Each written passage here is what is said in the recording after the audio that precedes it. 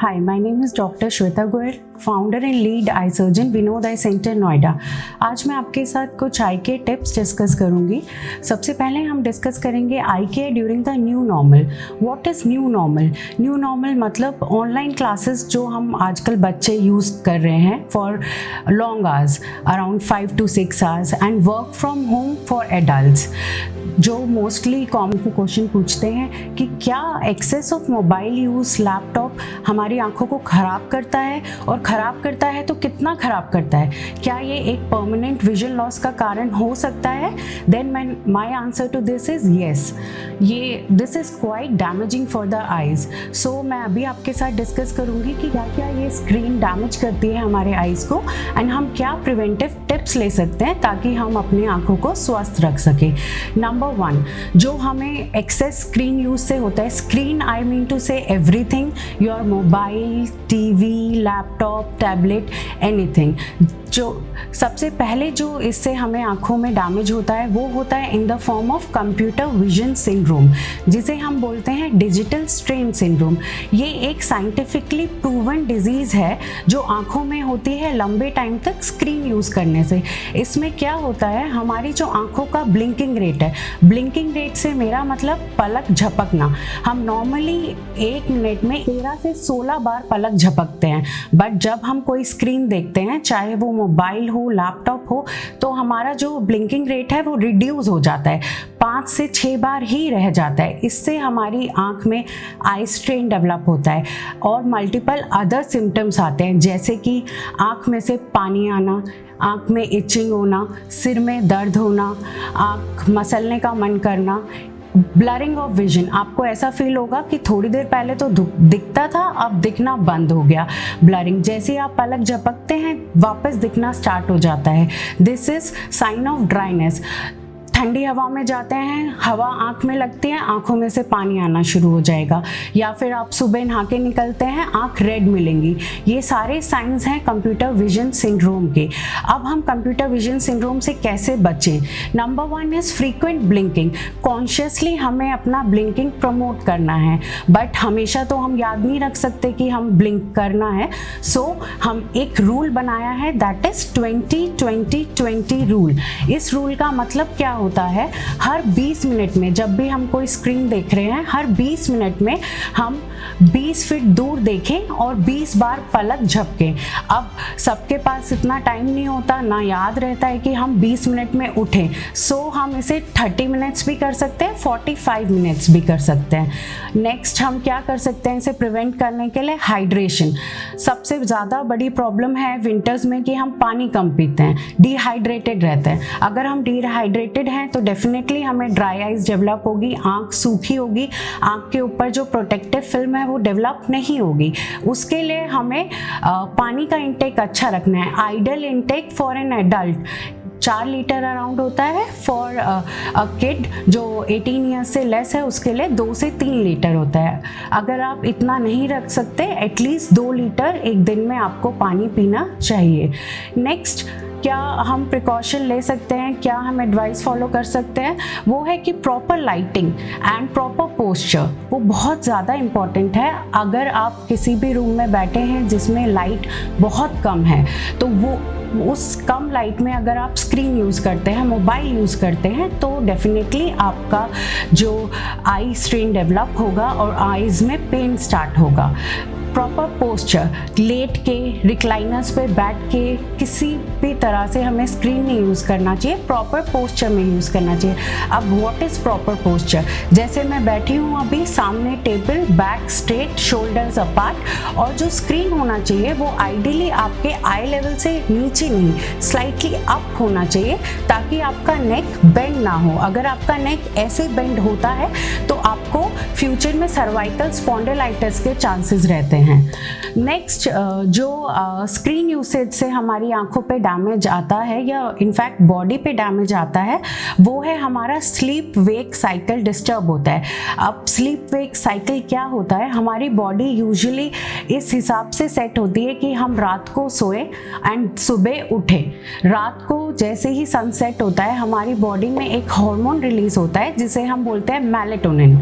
वो क्या करता है, हमारी बॉडी में स्लीप इंड्यूस करता है। सो सनसेट के बाद अगर आप मेलेटोनिन इंड्यूस हुआ, आप स्लीपी फील होने लगे एंड आप उस टाइम सो जाते हैं, तो मॉर्निंग में जब सनराइज होता है, लाइट्स ऑन होती हैं, तो हमारी बॉडी में अवेक का सिग्नल जाता है एंड हमें अवेक फील होता है।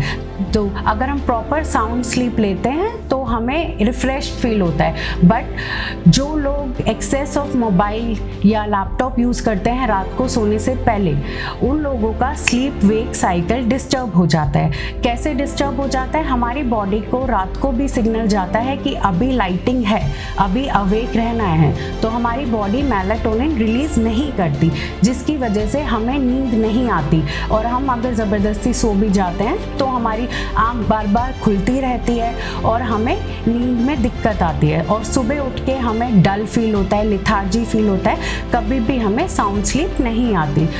एक और टिप है कि आप कभी भी कोई भी गैजेट अपने सिर के साइड में रख के नहीं सोइए, उसे हमेशा दूर रख के सोइए। अगर आप सिर के साइड में रख के सोते हैं तो सारे डिजिटल गैजेट्स में रेडिएशंस होते हैं जो हमारे स्लीप साइकिल को डिस्टर्ब करते हैं। अगर आप प्रॉपर स्लीप लेते हैं तो आप आधे आई स्ट्रेन या डिजिटल स्ट्रेन से बच जाएंगे। नेक्स्ट जो हम रूटीन में देखते हैं, आजकल बच्चों के बहुत ज़्यादा फ्रीक्वेंट नंबर चेंज हो रहे हैं। पहले ऐसा होता था कि नंबर 6 महीने में या साल भर में चेंज हो रहे हैं, बट जब से ये ऑनलाइन क्लासेस आई हैं, ऑनलाइन यूज़ बढ़ा है, तो बच्चे हर महीने पावर चेंज हो रही है, या जो बच्चों का पावर कभी था ही नहीं उनका भी पावर आ रहा है। इसका रीज़न क्या है? इसका रीज़न है कि कंटिन्यूसली हम जब पास का विजन करते हैं, हम पास में लैपटॉप देखते हैं, मोबाइल देखते हैं, तो हमारी आँख जो है वो पास देखने के लिए अडेप्ट हो जाती है। बेसिकली जो हमारी आँख क्रिएटेड है वो क्रिएटेड है बच्चों के लिए दूर का देखने के लिए। बट अगर बच्चे कंटिन्यूसली मोबाइल देखते रहेंगे, पास में देखते रहेंगे, तो हमारी आई को सिग्नल जाता है कि नहीं, दूर का देखना इम्पॉर्टेंट नहीं है, पास का देखना इम्पॉर्टेंट है। तो हमारी आँख सिर्फ पास का देखेगी, जिसकी वजह से हमें दूर का नंबर आ जाता है।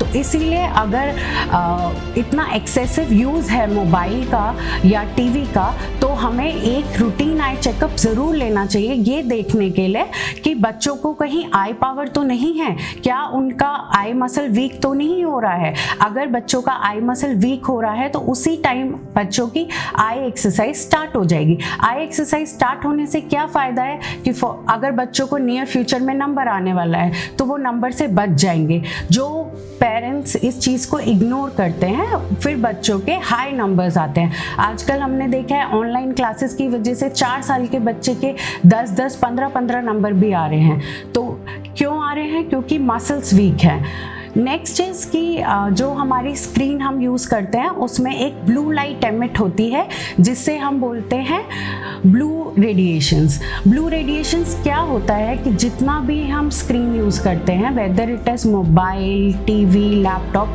सब एक ब्लू रेडिएशन एमिट करते हैं। तो क्या आजकल बहुत फेमस है blue filter glasses, anti glare glasses. तो क्या एक्चुअली में ब्लू फिल्टर ग्लासेस वर्क करते हैं? क्या वो हमारे आई को प्रोटेक्शन देते हैं? Then answer to this is yes. But कैसे वो प्रोटेक्शन देते हैं? जो ब्लू लाइट हमारे स्क्रीन से या किसी भी गैजेट से एमिट होती है, वो हमारी आँख के अंदर जाके हमारी आँख में एक लेयर होती है, वो लेयर जो बैक साइड आँख के आगे नहीं होती, आँख के पीछे होती है, इसे बोलते हैं फोटो रिसेप्टर लेयर। तो जब ब्लू लाइट यहाँ से एंटर करती है तो वो फोटो रिसेप्टर लेयर को स्टिमुलेट करती है। बट जब हम कंटिन्यूस ब्लू लाइट एक्सपोजर पे रहते हैं तो फोटो रिसेप्टर लेयर डैमेज हो जाता है। फोटो रिसेप्टर लेयर अगर डैमेज हो जाता है तो इनिशियली कोई उसका सिम्टम नहीं आता, ना उसका साइन दिखता है, बट ग्रेजुअली अराउंड आफ्टर 5 और 6 ईयर्स आप एक बीमारी के लिए प्रोन हो जाते हैं, रिस्क पे आ जाते हैं, जिसको हम बोलते हैं ARMD, age related macular degeneration. तो उसके लिए हम क्या प्रोटेक्शन ले सकते हैं? हम कोई भी ब्लू फिल्टर ग्लासेस जो मार्केट में इजीली अवेलेबल है वो यूज़ कर सकते हैं, या कोई भी एंटी ग्लेयर ग्लासेस यूज़ कर सकते हैं स्क्रीन प्रोटेक्शन लेने के लिए।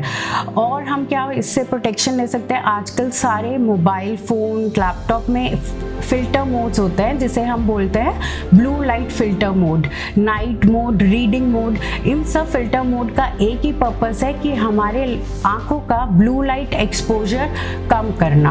अगर हम ये सारे टिप्स लेके फॉलो करते हैं तो डेफिनेटली हमारी आईज में डिजिटल स्ट्रेन डेवलप नहीं होगा।